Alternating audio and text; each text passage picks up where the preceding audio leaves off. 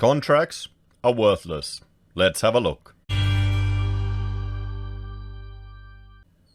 Hello everyone, Florian Heiser here, and welcome to another episode of Heiser Says. Grab your stein of coffee and let's have a talk about contracts. Now, the reason I wanted to do this video was to share just some stories and knowledge that I picked up over the years in business and being an architect, because I think it's valuable to get out there in the public domain, regarding just contracts. Now, often the things I'll assume are common knowledge, I'll realize aren't, because I tend to forget I'm a professional that's worked in business for a while, so bear with me. Now, last night I was reading about people who were buying into buying these contracts and these processes and procedures from lawyers to get into real estate, like distressed real estate, people who are defaulting on their mortgage, and these systems where you'd buy in and to swoop in and make a happy deal for everyone. And some of these consumers, these people that are coming in and buying this system from the lawyers and then using it to try and make money in real estate while helping people out, they seem to have really run afoul of some potential issues with regards to contract that I assume was common knowledge, but I'm realizing isn't. Now, I thought I'd share a few different stories because of that, because I just want to spread the word, and I'd like you all, particularly those of you in business, just to share your knowledge and experience with people in the comments, with just dealing with contracts and with things, maybe not have gone as well as you thought. Now, before we get into the stories, the one takeaway from this is a contract is only worth, it's not some magical thing that will just instantly get you what you want or get the deal or lock someone in for perpetuity. It's only worth the amount of money that you're willing to throw at lawyers to enforce it. That is it. Okay? No matter with what party you're in, it's only worth the money you're willing to throw at lawyers. So what does that teach us? That teaches us to invest in law companies because they're always going to be good businesses. Although, not now, there's a lot of lawyers around. It's a cheap course for unis to run. So let's have a look at some story time. Now, the first circumstance is just when things change. This is a project where we'd signed a contract with a client to document this project, a high-rise building refurb. And they ended up selling the building, and it moved on. And the contracts can just simply change. Conditions can change. Circumstances can change. It would be insane for a professional to go after a client that you'd worked with, saying, "Oh, well, I've lost this potential revenue because you've sold your building." I mean, come on, that's ludicrous. I'm sure some nutters would probably try it, but it would, be profitable for lawyers. So that's just the simple thing you've got to understand. Even when you have an agreement in place, a deal in place, circumstances can change that can mean that it's no longer valid. And that just happens. That's just part of business. That's just something you have to prepare for. Okay, that's pretty obvious. Everyone understands that. But it's just something I wanted to reiterate. Now, the second one. This is a restaurant that we designed down the Gold Coast. Now, what happened was we had a falling out with the client, and they proceeded to use our design after the design development stage and just build it. But they didn't pay me for those first stages. So I was owed out like $15,000. Now I wrote them letters, I sent them demands, I did all that stuff. I even went to a debt collection agency. I had a contract. I got QCAT. But the problem was, I got a QCAT verdict in my favor, and then I had a lawyer, and he was trying to get the bailiff to submit the documents to him. But the problem was, the contract I had signed was with a different entity to the one that owned these businesses. So I couldn't swoop in. Normally, you can you can swoop in and just start taking their assets until they pay you. Like you take a fridge from a restaurant, they're going to pay you real quick. But what I hadn't realized, and this is my own fault, I hadn't checked, I'd signed up with a proprietary limited company that was pretty much worthless, only one of the directors. Because normally you think, okay, you're signing with a company, all good. So I didn't have recourse against any of the things they put in here. It was another company that they were just letting run out. So I could try and go him for trading while insolvent as well, and then potentially, threaten that he can't be a director of any business and go after other assets. But, well, that in itself is a bit of an effort. ASIC wasn't very helpful there. I was talking to the lawyer. He just wanted to ring him through the courts, and he ended up, he said, "You just want to do this for revenge, don't you? You're probably not going to get any money back." So in the end, I just cast it aside. Maybe I should go home again. I still have that QCAP, but it's a lot of energy and effort. After a while, lawyer fees and other charges cost a little bit extra, but it just shows you. You've got to be careful who you're signing the contract with and make sure it's the right legal organization, and you've got a recourse against it. Often you want to have a personal guarantee from any directors or any business that you sign up, because people can promise you the world.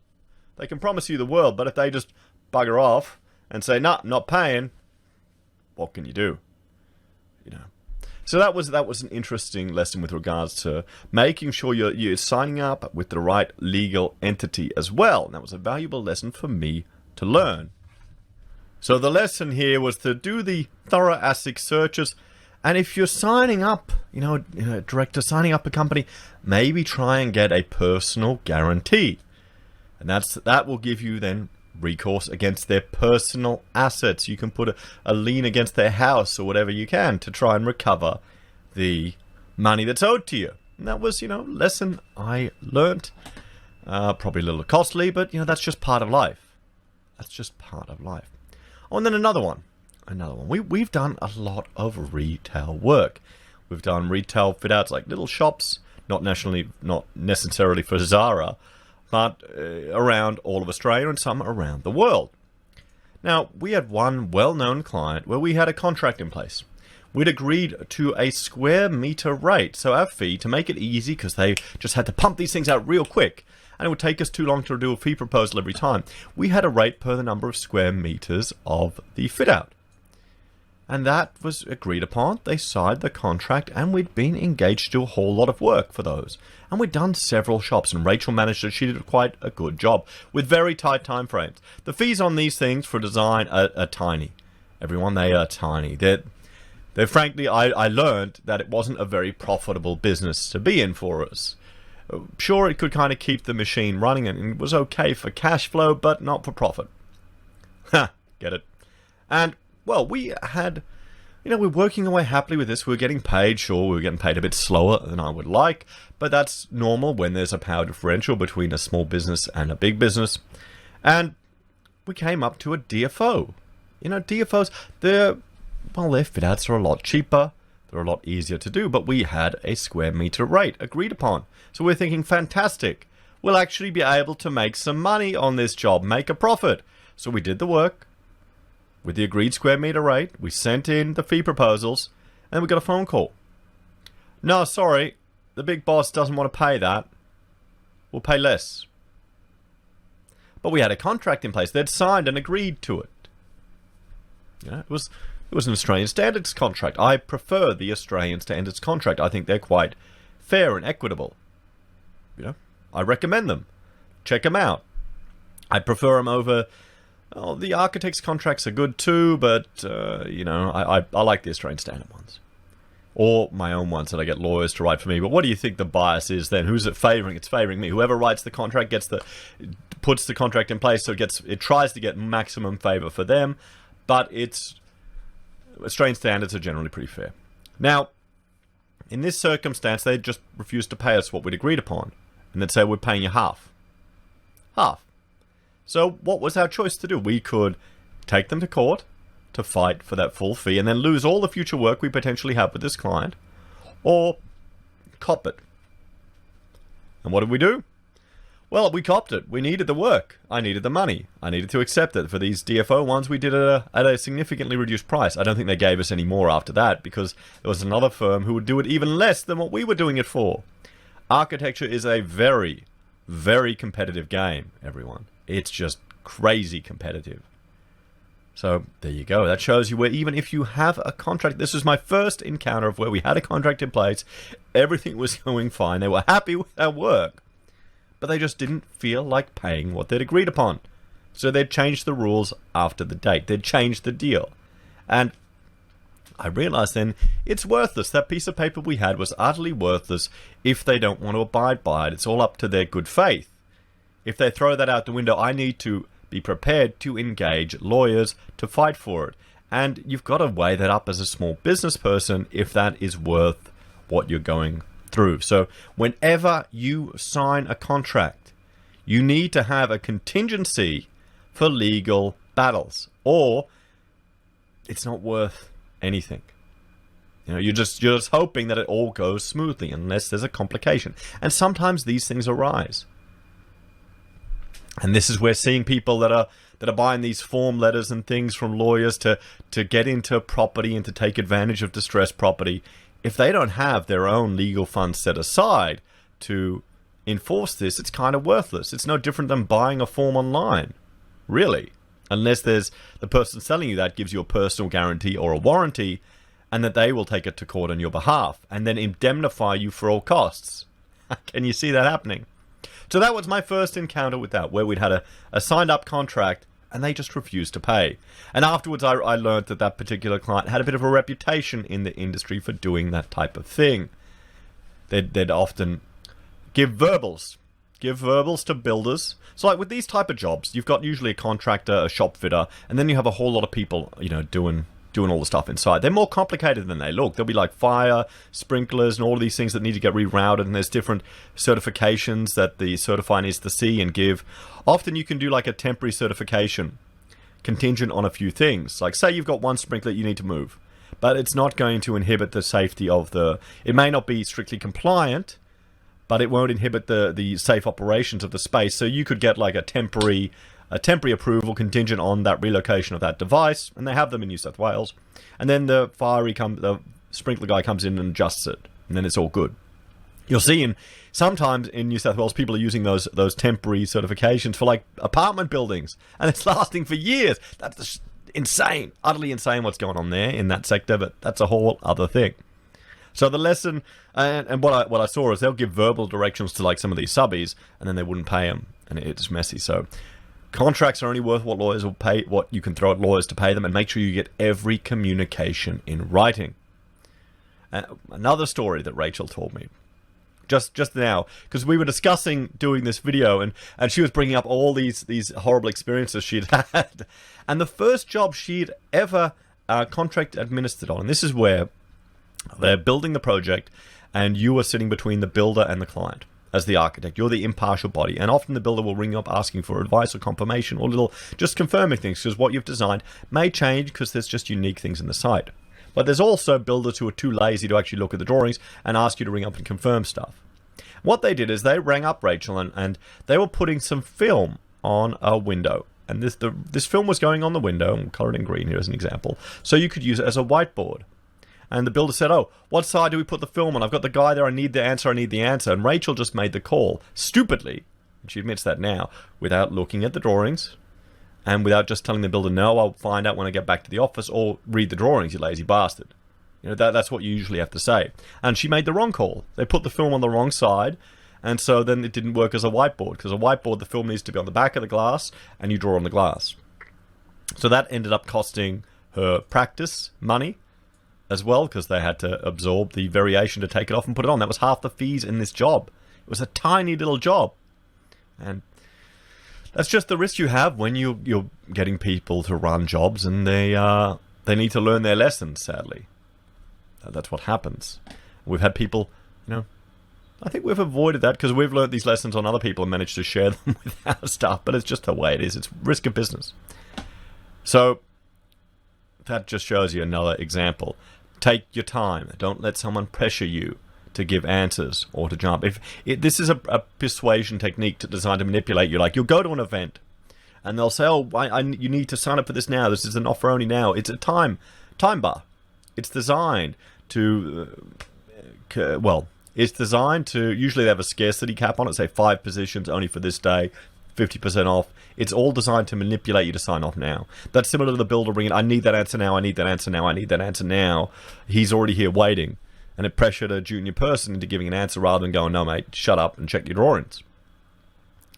So there you go. That was our first experience where, what was written on the contract wasn't worth anything. And I realized that, if I don't have a lawyer, it's not really worth it. Now, I want to talk about residential. Now, for architects at architecture school at university, we are often, it is hammered home to us that when we are working with someone on their house, we are the professional. Even if the person you're dealing with is a lawyer or another professional or whatever, they're according to the law, according to the state and the courts, they're just a homeowner. They're a homeowner. They're depending on your professional advice. So if we're coming in as a professional, we have a duty of care and a responsibility to that homeowner because they want to protect the homeowner. They want to protect the consumer. And that's what it's all in place for. So as a professional, you have a greater responsibility on you than that homeowner, and they'll often side with them. And when I'm seeing, we're seeing examples here where people are coming in, swooping in, trying to get control of someone's house, and they're getting the power of attorney and all these things put in place. Now, what these people don't realize is they're coming in there, I would argue they're acting as a professional, providing a service to the homeowner. Who do you think the courts are going to lean towards? They're going to lean more towards the rights of the homeowner because you're the professional. Even if you're not a professional, even if you're just another consumer coming and buying these things and coming in and implementing them on a private property, you'll be seen as a professional. And some people they're not trained as professionals. They don't understand their legal implications. They don't understand the risks they're exposing themselves to. So that's why you have to realize if you're getting involved in residential, it's even, in some ways, it's more scarier than dealing with commercial, dealing with big corporates. Because there's certain conditions I can put in a contract. Say with a client like this, I can put certain conditions in a contract with this that say my insurance, my liability under the contract, I will limit to 1 year. And I can put that in the contract, and that's fine. They're another commercial entity. And they can sign off on that. That's perfectly acceptable. But I can't really do that for residential because there's other legislation that overrules that. There's other laws and rules in place that overrules that. If you're getting involved in any of these things, you need to get your own lawyers involved. You need to get your own lawyers involved, checking over everything. And if you're negotiating with a party in a residential property, you need to advise that they should seek their own independent legal advice. Don't just trust things that you're buying from other parties. Don't just trust form letters or stuff. Because, guys, legal contracts, again, I am saying, they're only worth how much you're going to chuck at lawyers to enforce them or to defend them. That's it. And lawyers, it's a pissing contest, guys, when it comes to courts. That's the thing. You don't want to antagonize two parties. That's the danger. Because it could be a pissing contest and you could just be chucking money at lawyers just for fight with each other. And that's kind of where I was getting at with these guys who owed me 15 grand, where the risk was, I wanted revenge. And I had to realize, this is just going to waste time, money, and stress, even though I'm in the right, even though I've got it legally won. I just have to accept it and just realize it's part of business and move on. You don't want to dwell on this stuff. But this dealing in the residential sector is a heightened level of risk that the average person needs to be aware of. Just keep that in mind. If you're buying something off a spruiker or an expert, a system, confirm that there's a personal guarantee. Confirm that there's a warranty. Get something signed in writing. Make sure you have your own lawyers go over it. Pay the $500. Pay the $1,000. That's what you need to do, everyone. You need to have, if you're getting in business, you need to have money aside to back up the lawyers. Sadly, that's what it is. You just need to have a contingency for that. And that's kind of why we deal with residential usually when people approach us, but it's not a sector we're targeting very much. One scheme that people suggested to architects was coming in to people, getting power of attorney over a property and then designing it up as a multi-res, getting the town planning approval, getting all of that done, then selling the property and sharing it with the owner of the property. But, they can pull out anytime they want. They can remove it when they want, guys. Then, what recourse do you have? You can take them to court. Do you want to do that? That's a cost associated with it. And here's another story I want to share with you. Now, the reason I brought the tennis court here in the tennis match is because there was an engineering business here in Brisbane, quite a well-known engineering business that we did some work with. And a lot of the up-and-coming level, because you've got a hierarchy in one of these practices. You've got the owner, then you've got the people underneath them that probably bring in all the work and run everything, and they want to come up and take over. Now, in this practice, the younger people came, they were coming up, they bought out the previous owner. They bought him out. They bought out the business. The owner sold, could retire, and they wanted to retire and start a tennis club and just play tennis and relax. Now, what do you think happened? What do you think happened? Well, they signed a non-competition clause that this person who they've just bought up couldn't take all the goodwill they've had and just set up another business in the same area competing with them. Because, you want to protect the value of what you bought. So what happened? This guy was playing tennis happily, and he decided to he got a bit bored. He got a bit bored. And he thought, you know what, he should start working again. He started working again. He started up a practice again. And these people who bought this business went to their lawyers going, we've got this non-competition clause. And the lawyers are going, you know what? You can chuck a whole lot of money at it, but it may not be worth a penny. You may lose, because they'll say you can't stop someone from earning a living. It's only worth what you pay for it. So this engineer shared this story with me because we were being asked to sign non-disclosure agreements for a project. I can't even remember which one. And he said, yep, I sign anything now. It doesn't mean absolutely bugger all unless people are willing to chuck the lawyers at it, unless they're willing to defend it. I had one nutcase. We were looking at mining work. This is back when the mining sector was booming. And one guy wanted me to sign a anti-competition non-disclosure form, which pretty much, if he introduced me to anyone and I ever did any work for them in the next 6 years, he would get a share of the money that I earned from that person. And I just said, you've got to be bloody well kidding, mate. This is the stupidest thing I've seen in my entire life. Who would sign this? We didn't do any work with that character. And this was so we could do free work for him to try and win a project. That's what he wanted me to sign. I mean, that's what some people are like, guys. You've got to be aware of that. So, the takeaways. Really, a contract is only worth the amount of money that you want to throw at lawyers to implement it. When people can sell you a system, tell you it's fantastic, unless there's a warranty that they're providing, a guarantee, and they're indemnifying you from any costs to defend that, it's worthless. It's no different than going to any lawyer, spending some money and getting a bloody system written up. Okay? So just, sure, if they offer if they say, we've got this system in place, and we will warranty it, we'll give you a guarantee, we'll indemnify you from any costs associated with defending this, then go for it, guys. If that's in place, do it. It sounds right, get your own lawyers to check it over. Always do. But those are the things that you want to look for. Because if the thing is, if you warranty something, that there's a risk as a professional, because then that kind of invalidates your professional indemnity insurance in some regards if they can't defend against it. I'm not allowed to give a warranty or to give a guarantee as an architect, or it'll invalidate my professional indemnity insurance. Under the the legislation, consumer legislation, I am actually exempt from providing fit for purpose. Because as an architect, I can design something, but then the person can take that and the purpose could change, and they could try and use what I've designed for a different purpose, or it could pass on to another owner. So I can't really be done for fit for purpose because the purpose could change. It really is a messy situation, everyone. And the takeaways, as I'm saying, you need to have contingencies to deal with these type of things. When you're buying any contract or anything from anyone, you need to realize that it's only as good as the money that you're willing to throw behind it in a court. That's the harsh reality. Get a lawyer to check over these things. When you get people signing stuff, again, it's only as good as you're willing to throw lawyers at it. And with housing, it's a whole other world of mess and legislation. Because people, our system is set up to try and protect home owners. Particularly homeowners. Apartment owners, not so much. It's funny that. Apartment owners, not so much.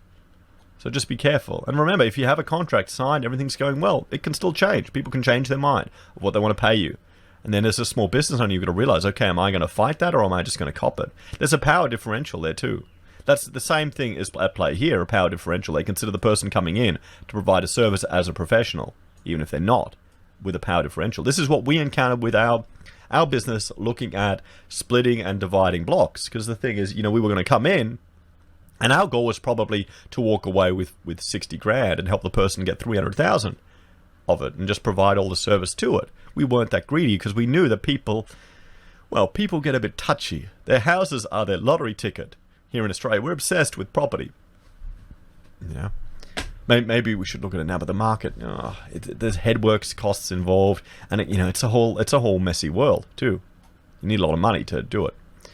And then, make sure you do the ASIC searches, make sure you're signing up the right people, make sure you get personal guarantees so you can go their private property. Good luck if you can do it. Try and do it, guys. And finally, simply things can change. Things can change. Contracts can change. People can sell. Stuff can move. Have a contingency in place for that. Realize that even if you have a contract, things can change. And that's just normal part of business.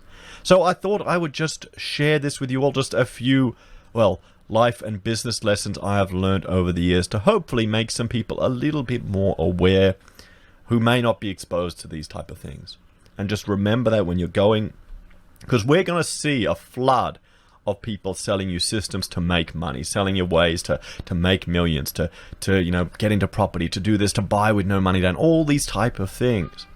But you've got to remember, guys, a contract is only worth what you're going to chuck lawyers at it. And this is no different. That's a fundamental rule of business.